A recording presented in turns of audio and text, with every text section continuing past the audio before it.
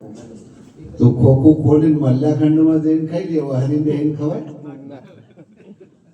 હે? હા, એટલે ખોનગી ખોનગી ખાજો જે હોય.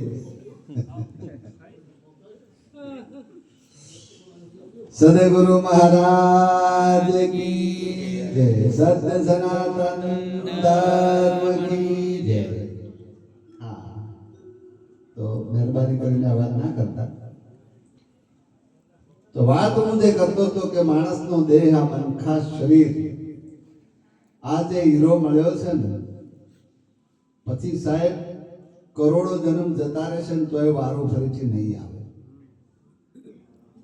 પછી શી ખબર પગ મળશે કે નહીં, હાપની જેમ પેટે ગહડાવવું પડશે. હમણાં કીધું ઊંટ થઈને અવતરશો, બળદ થઈને અવતરશો, આરો ખાવી પડશે. આ બધું ભજનમાં સંતોએ તો બહુ કીધું છે, પણ આપણે કદી માનતા નથી, કારણ કે આપણને ભરોસો જ નથી. પણ એક સિમ્પલ વસ્તુ, કારણ કે હજુ બધી આપણે વહેમમાં ફરીએ છીએ કે જે કર્મ કરીએ છીએ એનું ખરેખર એનું ચોપડે કોઈ લખવા વાળો હશે કે કેમ, અને જેવું કર્મ કર્યું એવું આપણને ફળ મળતું હશે કે કેમ, એવું મનમાં જો વહેમ હોય તો બીજા બધાની વાત છોડી દો. પણ જે હાવ પહેલા દિવસનું જે બાળક જન્મે એને તો કોઈ કર્મ કર્યા જ નથી. પહેલા દિવસે જે જન્મે એ તો બધા બિલકુલ કોરી સલેટ કહેવાય દેશી ભાષામાં. તો એ ભગવાન એકના માટે એક જન્મે તો મખમલના ઘોડિયાની અંદર એ હિંચકા ખાતું હોય, ખમા ખમા કરવા વાળો દાસ દાસી હોય, કેટલું બધું એને રમાડે, હાચવે, એને મોજા પહેરાઈ દે, ટોપી પહેરાઈ દે, જબલો પહેરાઈ દે. બેધાન બીજું એક એવું જન્મ્યું કે ઝૂંપડીમાં જન્મ્યું અને એને શરીર ઢોંકવાય પાડો પીયો ના હોય, અને એ બૂમો પાડી પાડીને મરી જાય ને તો એની માને એને લઈને પંપાડવાનો માને ટાઈમ ના હોય.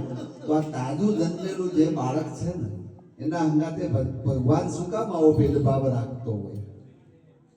એટલે એના પરથી નક્કી થાય કે એક મખમલના મોટા મોટા જે કહેવાય ગાડી તકિયા હોય એવી જગ્યાએ જન્મ લે અને એક ગરીબની ઝૂંપડીમાં જન્મ લે, એના પરથી તો કઈ ભરવો નથી પડતો.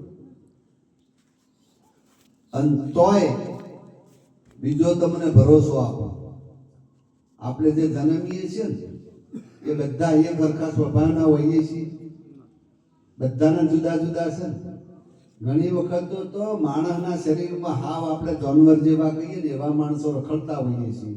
એ કેમ જાનવર જેવો છે? કારણ કે પહેલે જાનવરની યોનિમાંથી આવેલો છે, એટલા માટે એની અંદર એ સંસ્કાર હોય છે. તમે જોજો ઘણા ઘેર પૈસે ટકે સુખી ઘર હોય, ઘરની અંદર અભરાઈમાં ડબ્બા પડ્યા હોય, અભરાઈ ઉપર એ બધા ખાંડ, ચા, ચોખા બધું આખા ઘરની જે બધી કહેવાય બધું સીધું કરિયાણું બધું ઘરમાં ભરપૂર ભરેલું હોય.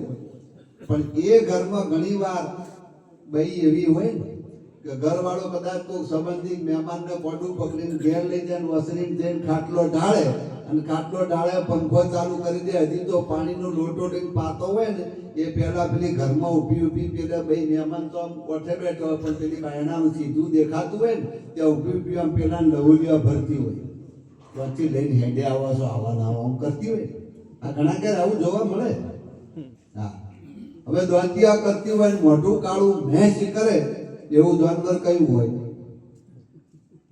કાળું મેશ મોઢું હોય અને દ્વાંતિયા કરતું હોય, ઝાડ પર રહેતું હોય, એથી ડાયરેક્ટ આવેલી હોય, બાકી દ્વાંતિયા કરે જ નહીં. સમજી જવાનું. એટલે આપણે પહેલા જો ઝાડ ઉપર રહીને આવ્યા હોય, બાકી બધું ભરેલું. સાહેબ પહેલાના જમાનામાં જયારે નળિયા અને માટીના ખાલી ઘર હતા એ વખતે ઘરે મહેમાન આવ્યા હોય, ફ્રીજ તો હતા જ નહીં, ઉનાળાનો દિવસ હોય, દૂધ હોય નહીં, અરે ઘરમાં દૂધ નહીં, ચાની ભૂકી ના હોય, પણ મહેમાન આવ્યા હોય ને તો અંદરથી હરખ હિલોળા દેતો હોય, પડોશીના ઘેર જઈને હાડીના છેડે પાલવમાં ચાલિયામાં ઢોકીને ચાની ભૂકી લાવી મહેમાનને હરખથી ચા પાતો. અને અત્યારે હરખ તો બાજુમાં જ બધું ભરેલું હોય, ફ્રીજમાં દૂધ પડ્યું હોય, ડબ્બા બધા ભરપૂર ભરેલા હોય, પણ કે હું ખબર છે ચોથી લઈને આવો છો, ઠીબરો ધોવો પડે છે. ઠીબરો બોલે, વાહણે ના બોલે. 1000 રૂપિયાના અડધો ડઝન કપ આપતા હોય, એટલા કિંમતી ઘરમાં કપ પડ્યા પડે ને ધોવા વાળી શું કે ખબર છે? ગરદણીયા ઠીબરો ધોવો પડે, ચોથી લઈને આવો છો. હવે ચોથી આવેલી હોય, સમજી જવાનું. અને તોય ભરવું નથી પડતું. ફરીથી પાછા હતા ત્યાં જવું પડશે. કોકને 4 પગ મળશે, કોકનું પૂછડું મળશે, કોકને સેંકડો મળશે. આ નક્કી જ છે. માટે આ જે તક મળી છે ને એની અંદરથી એક છૂટક બારી છે, છૂટવાની બારી છે. કોઈ જગ્યાએ જવું ના પડે, ફરીથી અવતાર લેવો ના પડે, માના પેટમાં ના જવું પડે. આ બધા દુઃખ ટળી જાય ને અહીંયા રહીને કોઈ મનમાં વેમ હોય કે અમે સુખી સુખી થઈ ગયા, સુખ તમે ભાડ્યું જ નથી થાય. અને જો સુખ ભાડેલું હોત તો નીત પેપર કે ટીવીમાં આપણે જોઈએ છીએ, દીકરાએ બાપને મારી નાખ્યો ખાલી ચાવીને જુડો લેવા માટે. ઘણા દીકરા અત્યારે એવા ડોહો બની ગયા હોય, ડોશી એકલા જીવતા હોય, સાહેબી ઘણી હોય, પણ ડોશીમાં પાસેથી ચાવીઓ લેવા માટે ડોશીનું ગળું દબાઈ માના દીકરાએ મારી નાખી. આવા કિસ્સા ટીવી પેપરમાં આપણે જોઈએ છીએ.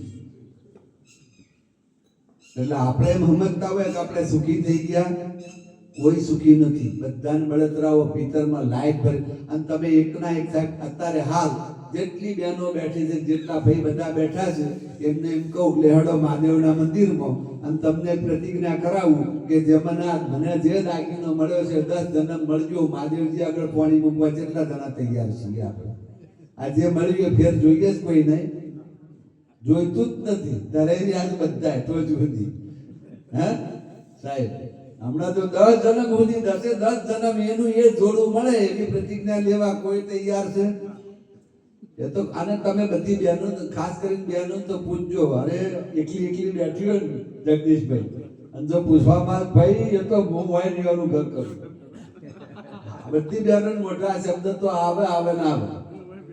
એટલે એનો મતલબ કે કોઈ જગ્યાએ આપણે સુખ ભાડ્યું નથી. તો એના કરતા સુખ જ્યાં મળે છે એ કદી પણ સુખમાં એક જરાય રતી ભાર કદી ઓટ ના આવે ને એ સુખ છે પરમાત્મા સિવાય બીજી કોઈ જગ્યાએ. કારણ કે આપણે બધા અધૂરિયા છીએ, પછી અધૂરિયા પહે તમે પૂરું સુખ ખોળવા દો નથી મળે, ના મળે સાહેબ.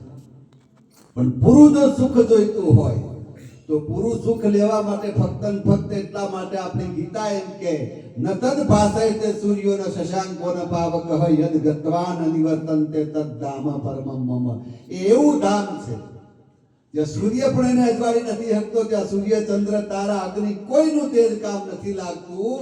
એવું પરમાત્માનું ધામ છે. ત્યાં પરમ શાંતિ, પરમ સુખ, પરમ આનંદ અને લખ લૂટ કે જેનો કદી અંત ના આવે. અનંત સુખ, અનંત શાંતિ, અનંત સાહેબી, અનંત સમૃદ્ધિ, કોઈ જાતનું ત્યાં કદી દુઃખ જ નથી. સુખ સુખ સુખ અને આનંદ સિવાય બીજું કઈ નથી. એવું એક સ્થળ છે અને એ છે પરમાત્માનું ધામ. એ પોતાના આત્મ તત્વનો પરિચય, પોતાની જાતને ઓળખવું. જે આત્મ તત્વ જે ઓળખે ને એને પરમ તત્વ પામી શકે.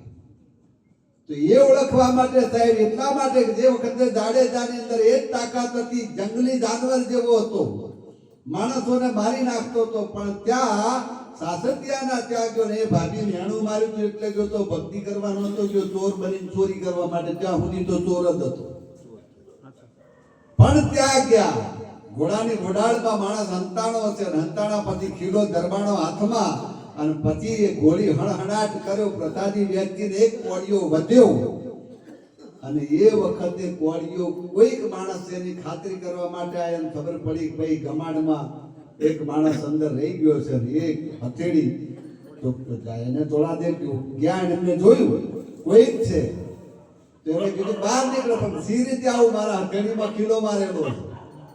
તો ખીલો કાઢ્યો ને ત્યાં લઈ અને ત્યાં આગળ આવ્યા અને હથેળીમાંથી ખીલો કાઢ્યો, પણ ઉંકારો ના કર્યો. એટલે સાસઠિયાએ પૂછ્યું ભાઈ આ મરતું છે કોણ? આટલું બધું ખીલો વાગ્યો, આ તમારે ખીલો ધરવી દીધો તોય તું બોલ્યો નથી, અને ખીલો કાઢ્યો તોય બોલ્યો નથી, આર પાર ખીલો નીકળ્યો છે. તો એને કીધું કચ્છનો જેસર જાડે જો છું, અહીંયા કેમ આવતો કે ચોરી કરવા? એને કોઈની બીક નથી, ચોરી કરવા આવ્યો છું. શની ચોરી? આ તો કે સાસઠિયાનું આગળનું છે, અહીંયા ચોરી હોય ને અહીંયા માગ્યું મળે. તો કે નહીં આપી શકો. અરે માગી તો જુઓ, પણ એ બધું કે વખતે તોરા દે જાડેજાનો હાથ પકડી હથેળીમાં ખીલો વાગેલો, ખીલો કાઢ્યો તો ને કાણું હતું ને એ હાથ પકડીને જો સાહેબ ખાલી ચોરાદેનો હાથનો સ્પર્શ થયો હતો ને પાટો બાંધવા માટે. અને એ વખતે જેમ ડોક્ટર એનેસ્થેસિયા આપે ને તેમ એકદમ બળતરા મટી જાય ને જાડેજાને કરંટ ત્યાં આવ્યો તો માનો ના માનો આ ભાઈનો હાથ મને અડ્યો ને એની અંદર કોઈ તાકાત છે, આ કોઈક શક્તિ છે. પહેલો પરચો ત્યાં મળ્યો તો અને એ જાડેજા એને પછી જે વખતે નાવડામાં બેઠો અને બીજો પરચો એને ત્યાં મળ્યો કે કડાકા ભડાકા થવા માંડ્યા અને જ્યારે પ્રકૃતિના ચારે તત્વો આકાશમાં વીજળીઓ થતી હતી, વરસાદ થતો હતો, દરિયો નીચેથી તોફાની થયો હતો અને મોત દેખાડું. જાડેજાને એમ થયું માણસ મોત તો મારી નાખું પણ અહીંયા મારું ચાલે એમ નથી. કંપી ગયો તો બધાની પર નાવડામાં જેટલા બેઠા હતા બધા રાડ્યું પાડતા હતા, બચાવો બચાવો કરતા હતા, પણ એક તોરલદે એવા બેઠા હતા જેના મોઢા પરથી આમ પિત્તરના આનંદ મરક મરક મરક મરક તોળાદે આમ મલકાય. અને એ વખતે જાડેજાને એમ થયું કે બધા અમે રાડ્યો ફાટી ગઈ છે અને આના ચહેરા ઉપર આનંદ દેખાય છે. તોરલ બીક નથી લાગતી કે શની બીક? આ ડૂબી જઈશું, મરી જઈશું પણ. અને એ વખતે તોળાદેને એમ કીધું હતું કે જાડેજા, મારવાન તારવા વાળો તો મારો પરમાત્મા છે, એ તો હું તો એનો ખેલ જોઈને રાજી થઉં છું, હું તો એનો આ તાલ જોઈ રહી છું. તો કે તોરલદે આ ઘર મને બતાય. અને એમાં હમણાં એક કળીમાં ગયા હતા, એ તારો રે સાહેબો બતા वो तोड़ा राणी आ तारो मने साहेबो बता ए साहेबानी अमने खबर નથી રામ લખણી. તો એ સાહેબ જોવાની અને ભૂખ ઉપડીથી કરંટ લાગ્યો તો સાહેબ, અને આપણને આટલા આટલા વર્ષ વીતી ગયા પણ હજુ સુધી આપણને કોઈ દાડો કરંટ લાગતો જ નથી. એટલા માટે ખૂબ જાગી જાઓ, પસ્તાવા સિવાય બીજું કંઈ નહીં મળે. અને જે જગતમાં જે જગ્યાએથી આ તો છે ને, આપણે રેતમાંથી તેલ કાઢવા નીકળ્યા છે. આ સંસાર છે ને એ તો ખાલી દેખાતી માયાજાળ છે. આપણે ઉનાળાના દિવસમાં કોઈ સાધનમાં કે ગાડીમાં બેસી અને ખરા તાપમાં, એમાં ખાસ કરીને બપોરના 3-1 વાગે નીકળ્યા હોય એ વખતે રોડ ઉપર પાણીના જે ખાબોચીઓ ભરેલો દેખાય છે, બધાએ જોયા હશે. અને કેટલીક વાર બગડામાં તમે દૂર નજર કરો તો તળાવડી ભરી હોય એવું પાણી દેખાય, એને કહેવાય ઝાંઝવાનું જળ. હરણું હોય ને, હરણ એ બરાબર તરત લાગ્યું હોય ને, જો રણ જેવું એક તારો પટ હોય ને એની અંદર આખું તળાવ ભરેલું હોય એવું દેખાય, એટલે હરણ તર શું થાય કે ઉનાળાનું દોડે પેલું પાણી પીવા માટે તો જેમ જેમ તળાવ છેટું જાય, જેમ જેમ કામ તળાવ હોતું જ નથી પણ તળાવની ભ્રાંતિ હોય છે. એમ આપણે આ સંસારની અંદર સુખને પકડવા માટે જેમ પેલું હરણું પાણી પીવા દોડે ને, એમ આપણે સુખને પકડવા દોડીએ છીએ, દોડતા જઈએ છીએ, પણ સુખ છે જ નહીં, સુખની ભ્રાંતિ છે, સુખ નથી સાહેબ સંસારમાં. પણ બીજી બાજુ તો હજુ મનમાં એમ થાય છે કે આપણા બધા વડવાઓને આ બધું કમાઈ કમાઈને ગયા નથી, આપણે રહી જઈએ છીએ એટલે એની પાછળ પડ્યા છે. બીજી બાજુ ભરોસો નથી.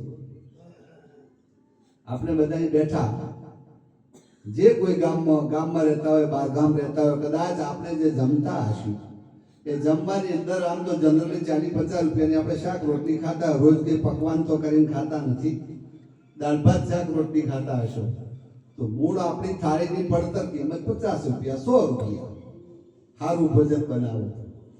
અને એમાંય કદાચ બોમ્બે જેવા સિટીમાં તમે ફરવા ગયા હોય ને આપણો કોઈ શેર સંબંધી હોય ને તાજ હોટલમાં સાહેબ સ્પેશિયલ લઈ જઈને આપણને જમાડે તો આપણી થાળી વધુમાં વધુ 5000 રૂપિયાની થાય સાહેબ. એથી વધારે તો ના હોય. માણસની સારામાં સારી 5 સ્ટાર કે જે ટોપે ટોપ હોટલ કયો એવી હોટલમાં છેલ્લામાં છેલ્લી થાળી તમે માંગો તો 5000 રૂપિયાની થાળી માણસની મળે.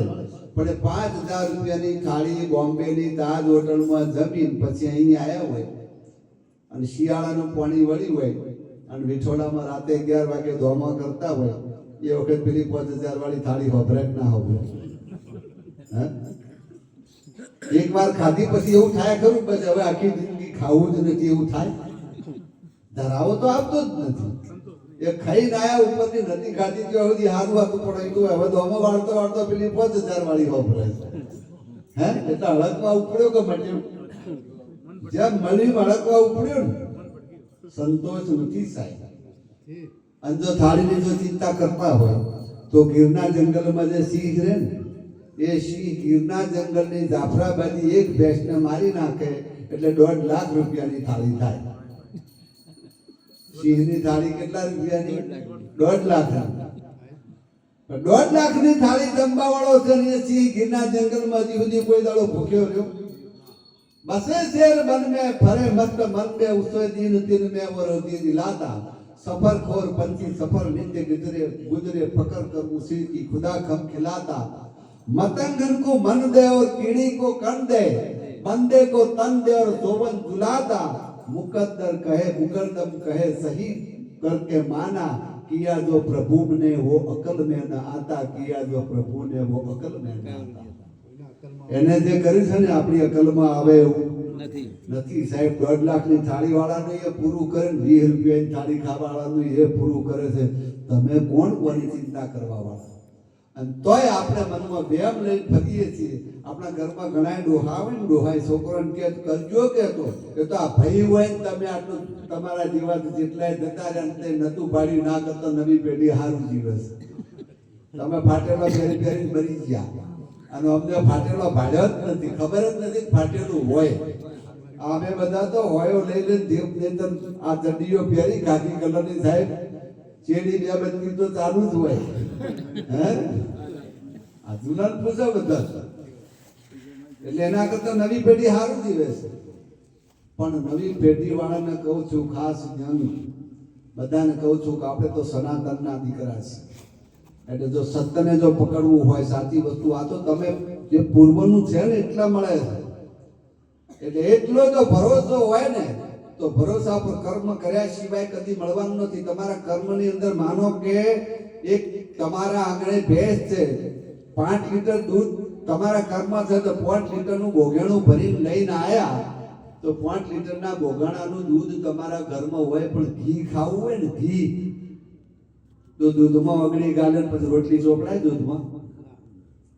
પણ જો ઘી ખાવું હોય તો દૂધ ધોયું દોણું ભર્યું જમાવ્યું વલોવ્યું જોઈ પછી તાવ્યું અને તોય શ્વેત મટ્યું નહીં શામથી એને મેળવવું પડે, દહીં કરવું પડે, દહીંને ફેરવવું પડે, એ દહીંને વલોવ્યા પછી માખણ લેવું પડે, માખણને ચૂલે ચડાવવું પડે, એ ચૂલે અગ્નિની તાપણીમાં તપાવવું પડે પછી જે નીકળે એ ઘી નીકળે. આ બધી ક્રિયા તો આપણે કરવી પડે, બાકી દૂધમાંથી સીધે સીધું ઘી ના થાય.